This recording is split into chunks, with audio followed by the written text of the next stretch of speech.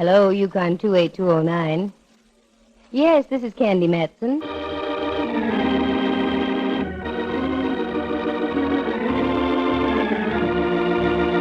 The National Broadcasting Company presents Candy Matson, Yukon 28209.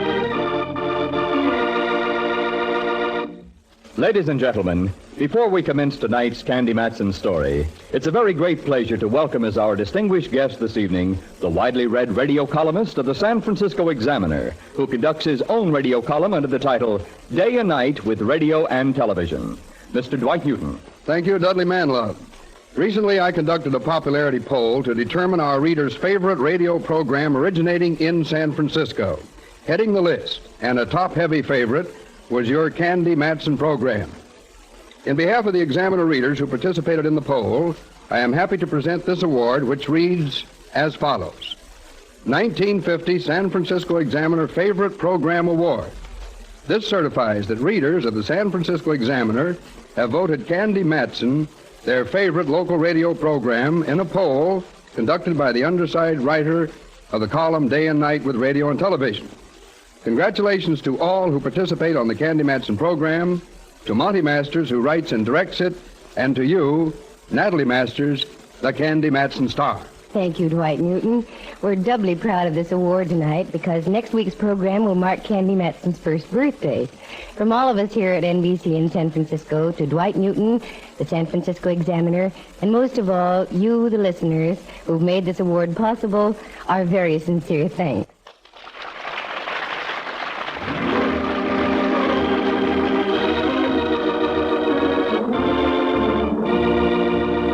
We continue now with Candy Matson, Yukon 28209.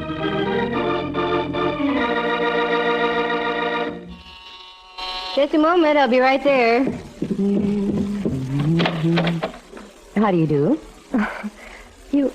You are Candy Matson, aren't you? Yes, that's right. And who are you? Willa Gray. Come in, won't you, Willa? Is there something I can do for you?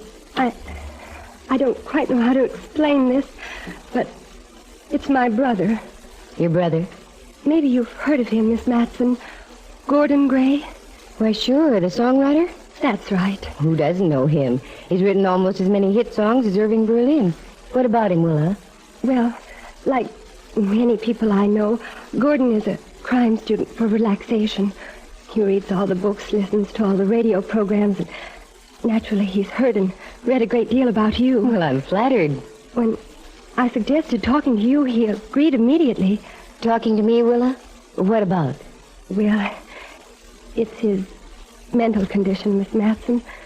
He's suddenly become extremely childish. All day long he sits at the piano playing nothing but uncoordinated notes. Are you sure they're uncoordinated, or is it some new style he's trying to develop? Miss Matson, you're familiar with Gordon's work. Songs like Lazy Old June, The Tenderness of You. What he's doing now is just musical gibberish. How well I remember Lazy Old June. I was just a kid in high school at the time. Are you living with your brother, Willa? No, I'm not. Just as well, too. I don't think I could take it. Why do you say that? These foolish notes he plays. He says he's working on a thing to be called Symphony of Death. That someone is going to kill him. What? Now you've got me interested. I hope so, Miss Matson. He won't talk to me. Every time I drop by, Gordon just sits at the piano, laughing horribly, and playing these kindergarten notes. As I said, he's a great fan of yours. Won't you go and just speak to my brother? Sure, I'll see him. Gordon Gray with a shattered mind. What a pity if true. Think of all the jukeboxes that would have to settle for promissory notes.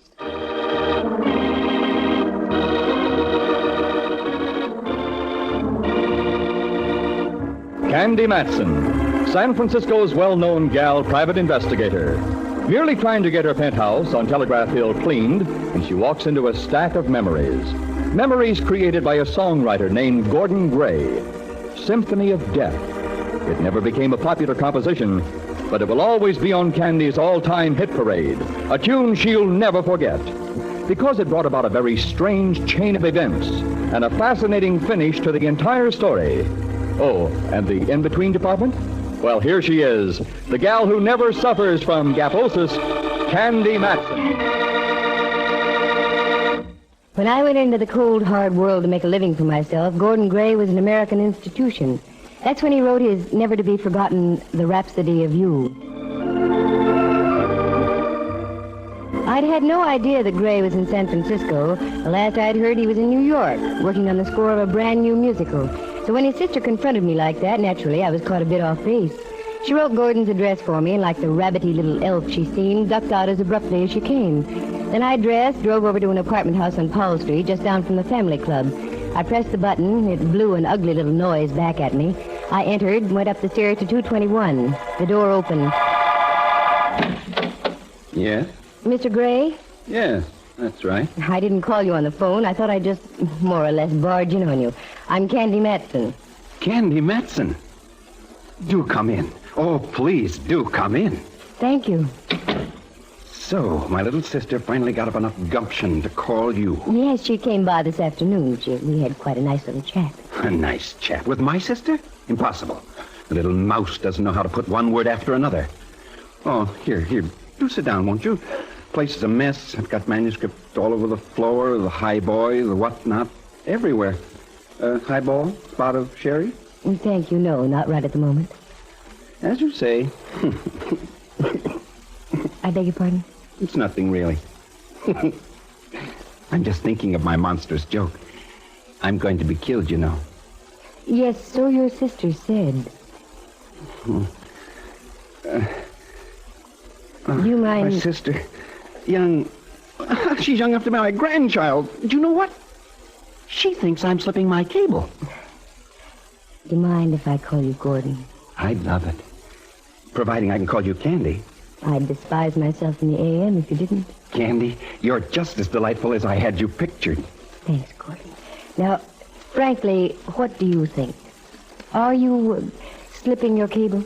Of all the idiotic... Of course not. Willa seems convinced you are. Willa's a mere babe, a suckling. What about this new thing you're working on, Gordon, this Symphony of Death? She told you about that, too, huh? That's part of my monstrous joke, Candy. Want to confide in me? Let me know what this joke is? I don't mind in the least. You have brains. Not many people have brains in this world, Candy, but you do. And because you have brains, I'm going to give you a challenge. Okay, let me have it. Oh, no. The challenge will only come after he kills me. He? Who are you referring to, Gordon? That's part of the challenge, Candy. I see. Do you really believe that someone's out to kill you? But of course! That's the delicious part of the whole thing. I'm going to be killed. It can't be avoided. That's why I'm writing my Symphony of Death. Oh, sure. Now I see. You're making fun of me, Candy. No, I'm not, Gordon, really. It's just that, well, I've never met anyone who was happy about the prospect of getting knocked off. I don't mind, actually. I've lived a full life. I've seen the world, made lots of money, been wined and dined by people in all walks of life. My music will live after me. That's all I care about. Now I can understand. There. You see, that's why I like you. You have brains. Shall I play my new composition for you? If you like. Very well. As you will discover after I'm dead. It's all part of my monstrous joke. Excuse me. Pay no attention to the technique, Candy, my dear. My fingers aren't quite as supple as they used to be.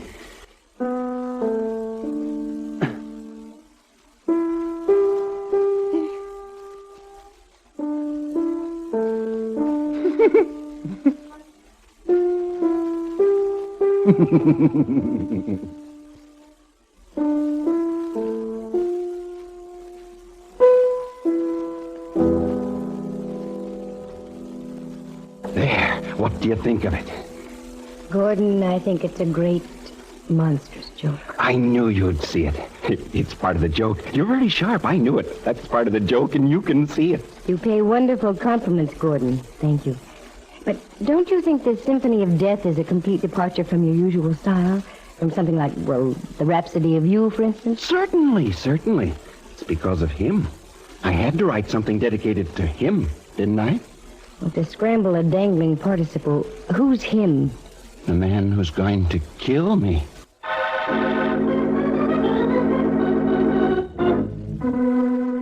As I left, I tried to shake the picture of a cackling man playing one-fingered doodles on the keyboard, but I couldn't. The impression was indelible. When I arrived home, I was greeted by the sight of a familiar auto parked out in front. It was my number one boy, Inspector Ray Mallard of San Francisco Homicide. I invited him up to sit a spell and chew the fat. What's new, Cupcake? I haven't seen you for several days. Seems like weeks. Ha! A compliment. That means you're after something. I am not. Can't I ever say something nice without you misconstruing? Oh, okay. Compliment accepted. What brings you around here this time of day, Mallard, dear? Aren't you on duty? That's the trouble. I've been on duty for almost 48 hours straight. I had to take a little breather for myself. Working on a deal? Yeah, a hot one. No leads, no clues, no nothing. For a slight consideration, I might be inclined to help you crack the case, Sherlock. By the way, what are you working on? Nothing but hope and what's left of the bank account. You mean to say the great lady Private Eye is temporarily at liberty? I mean to say just exactly that. Well, if I'm any judge of your business ability, you've got enough money tucked away to buy the Philadelphia Athletics from Connie Mack. What do you do with all your loot, Candy? Sew it in hair mattresses and sleep on it. Oh, excuse me a moment, Mallard. Sure, go right ahead. Oh, hello, Willa. I didn't expect to see you so soon. I hope you won't think me a nuisance, but I just had to see you. I understand. Come in. No, thanks. You've been to see Gordon. I just spoke with him on the phone, and he told me. Yes, that's right. What do you think, Miss Matson? Very sad, Willa. How long has he been like this? Just a week or so. He flew in from New York, and I could see the change in him right away. How long ago did he leave for New York? He left Hollywood for New York last month. Was he all right then? Oh, yes, just fine. He seemed so happy. He just finished writing the music for the new show in the East. But when he got there, the backers, as they say in show business, told him the music was no good. He said he'd return to the coast and redo it. But instead of going back to Hollywood, he came here, took that apartment on Powell Street, and he's been holed up there ever since. Do you think being told his music was no good had anything to do with his present condition?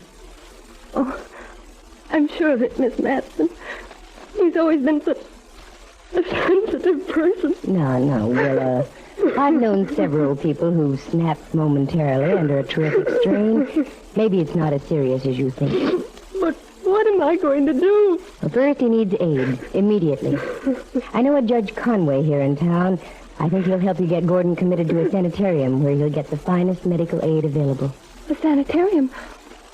Oh, no, Miss Matson, that would kill Gordon. It's either that or have him get progressively worse. I suppose you're right. Would you talk to Gordon? Explain what must be done? I don't think I'm capable. Sure, I'll do it, Willa. You sit tight and I'll call you just as soon as I speak with Judge Conway. Thank you. Thank you so much. I imagine I should inquire as to how much you charge for your services. No, forget it, Willa. Getting Gordon Gray back to normal will be pay enough. You're just wonderful, Miss Matson. Goodbye. Poor kid. So helpless. Poor kid is right. I couldn't help overhearing. She's about 90% mouse. She and Gordon must have been poured right out of the same mold as far as sensitivity is concerned. Is that the Gordon Gray, Candy? The famous songwriter? That's the one. And he's cracked up. Mm-hmm. Downright sure. Well, thanks, pal. Just the sight of you has picked me up considerably. I'll be getting back to the grind. Melly, dear, hold me tight for just a moment, will you? Sure. Don't let Gordon Gray get you down, Cupcake. Well, it wasn't a very pretty sight. And I've got to face him again. Thanks for the hug, Mallard. I'll return it someday.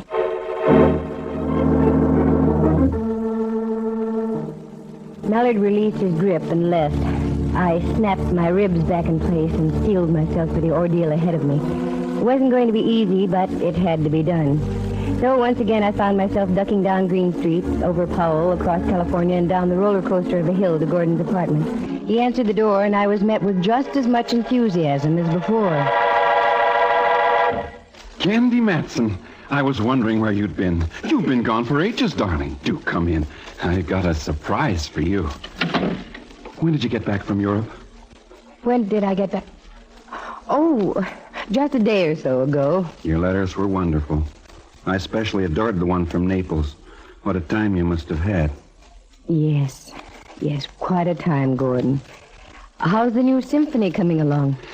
That's the surprise, my dear. It's completed. Long last, it's finished. To be perfectly frank, Candy, I think it's great. I've been in touch with Toscanini. He's going to give it its premiere performance at Carnegie next month. I've already sent him the revised manuscript. Can you picture it, Candy? A hushed crowd. The maestro raps his baton. The orchestra comes to full attention.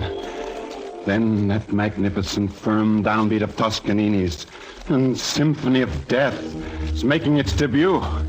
First, the allegretto.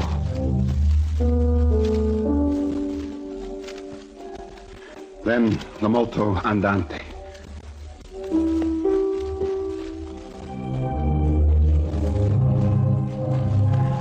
The audience is at first inclined to scoff, to think that Gordon Gray could write serious music, from Lazy Old June to Symphony of Death.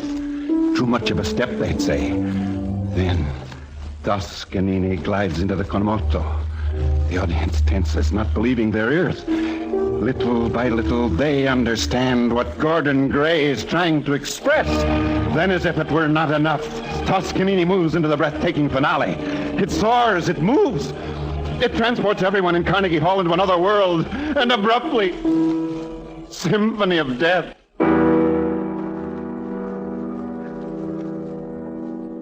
The Symphony of Death is over. The audience arises as one. They shout for Gordon Gray, the composer. History's being made. More shouts for the composer. But Gordon Gray isn't there. Gordon Gray's dead. Because of him. Gordon, listen to me. Because of him. The world will have to be denied any further music from the pen of Gordon Gray. I said listen to me, Gordon. Oh. Go on. I want to talk to you. And you've got to listen very carefully. You're sick. You need help. Your sister and I are arranging to have you sent to a home nearby. They'll have you on your feet in short order. Sent away? Yes. That means he will visit me sooner than I'd planned.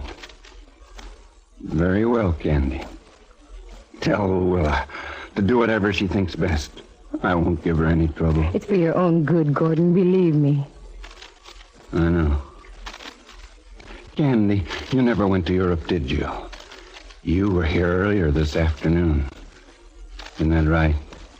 That's right. You just went along with the gag. That's right, Gordon. Yeah. You'll be here sooner. Much sooner than I expected.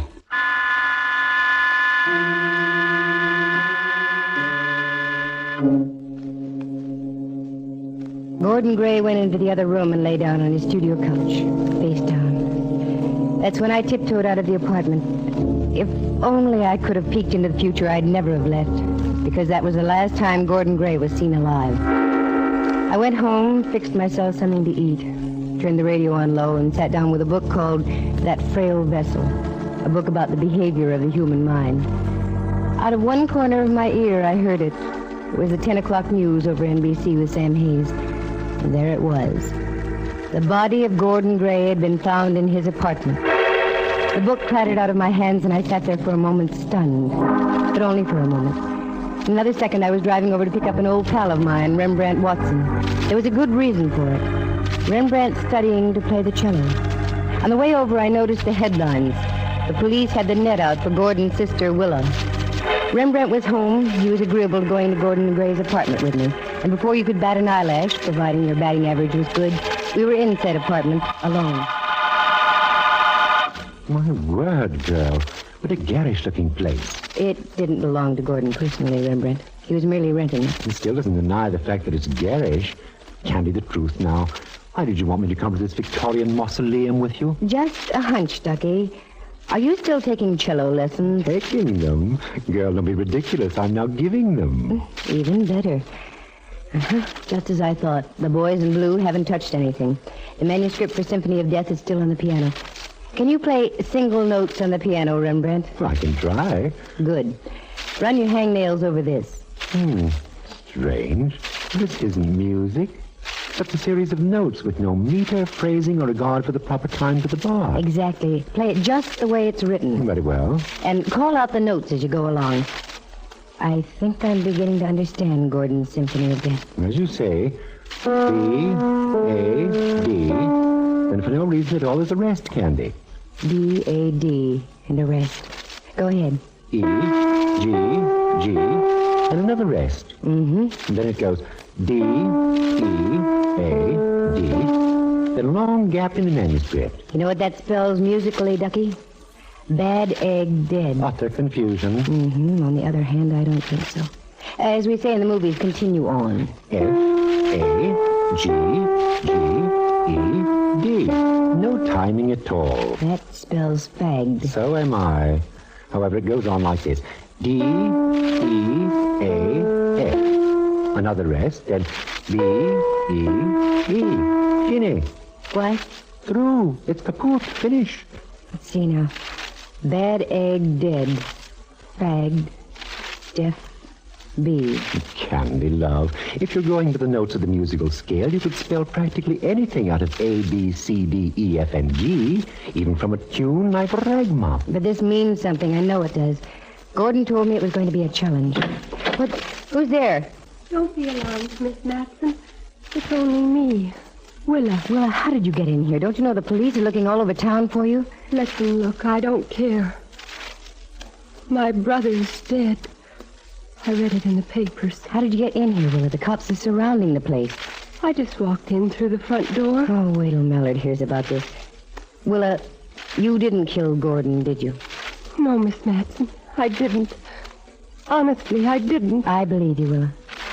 Because I think I know who did kill your brother. You do? Tell me. Oh, please, tell me. Down at the Hall of Justice. Okay, let's go. Oh, Rembrandt, bring along that bust of Beethoven sitting on the piano, will you? Pleasure, dear. I'll be glad to. Candy, this thing must weigh at least 15 pounds. Well, you're the only man in the group. Oh? Oh. Very well. Come along, bust. Hall of Justice or likewise.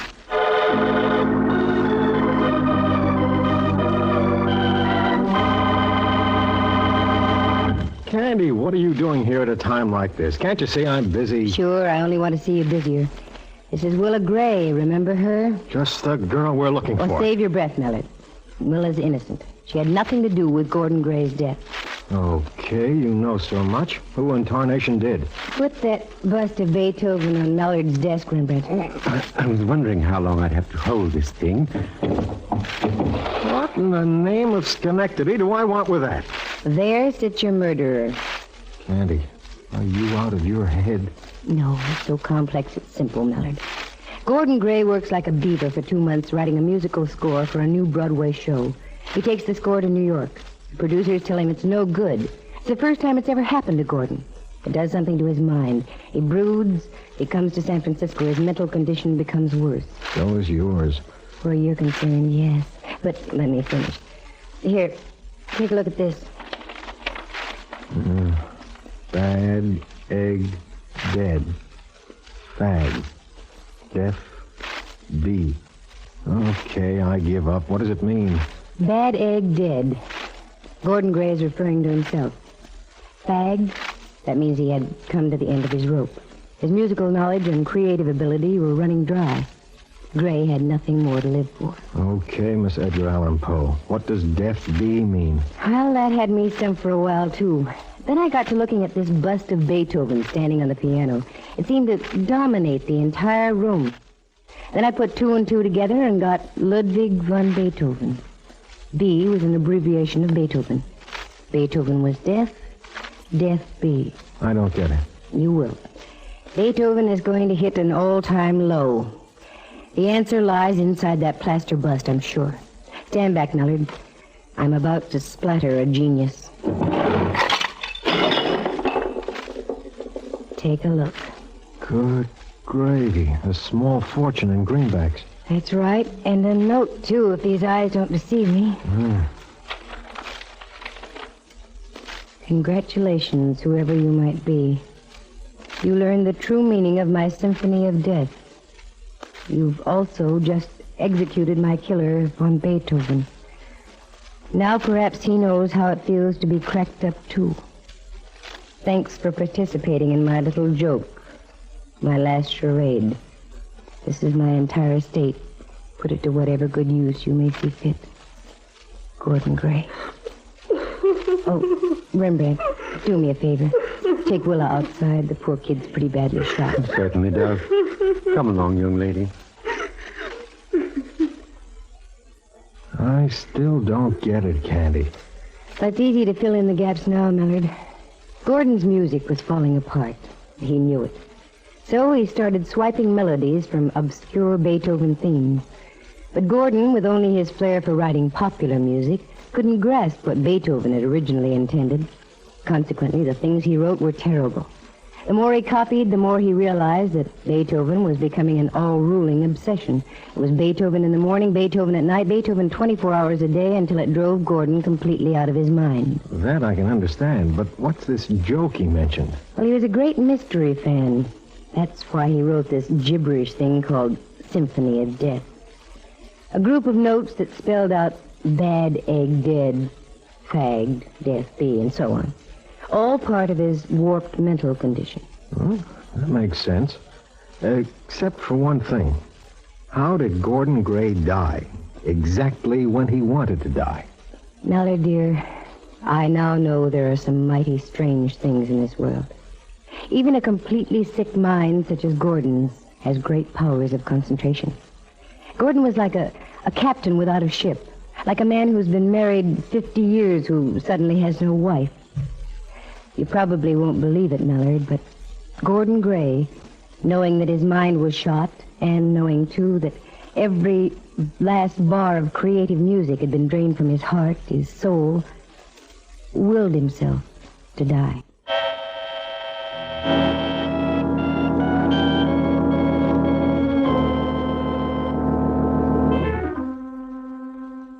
Fantastic?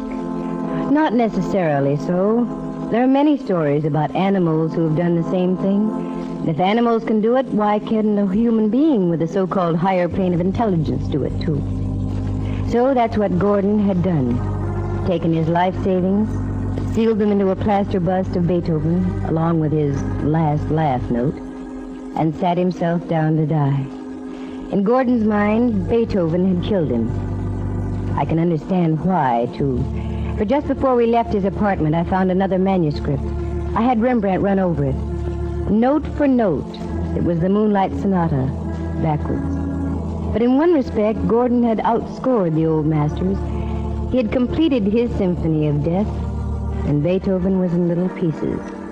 That left him one up on another old master, a fellow named Franz Schubert. He'd left one entirely unfinished.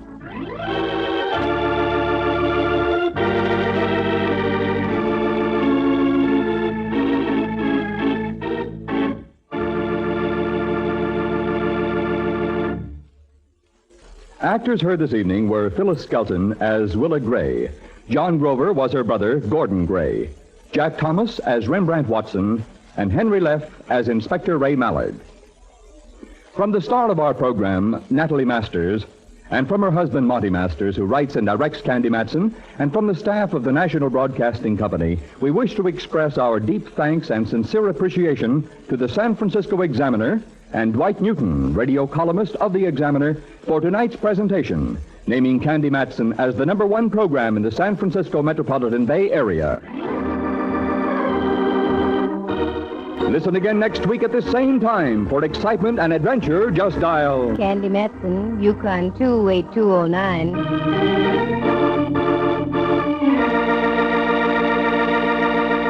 The program came to you from San Francisco. Dudley Manlove speaking. This is NBC, the National Broadcasting Company.